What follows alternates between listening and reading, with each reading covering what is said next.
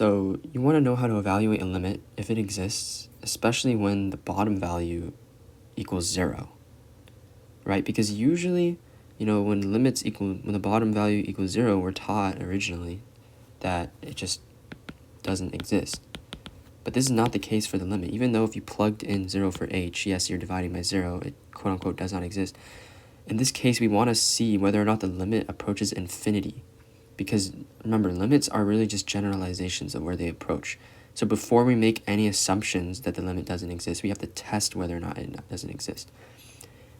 So we take both sides of 0, because this limit is the overall. We take the negative side closest to 0, and we take the positive side closest to 0. And we plug these two values in for h.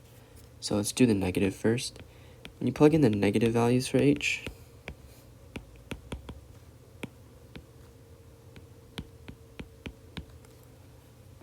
you should get a number that's close to around like negative 8.001. And if you plug in the positive values for h,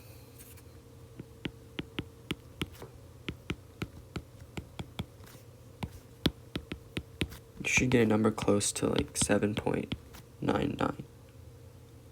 Okay? Negative 7.99.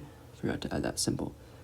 So notice how in both cases, even though we chose a negative and a positive, we ended up in both negative numbers. That means that the limit approaches negative infinity. And that means that the limit does exist. And when you look at these two numbers, look how it's approaching negative 8. So the answer, through estimation, would be negative 8.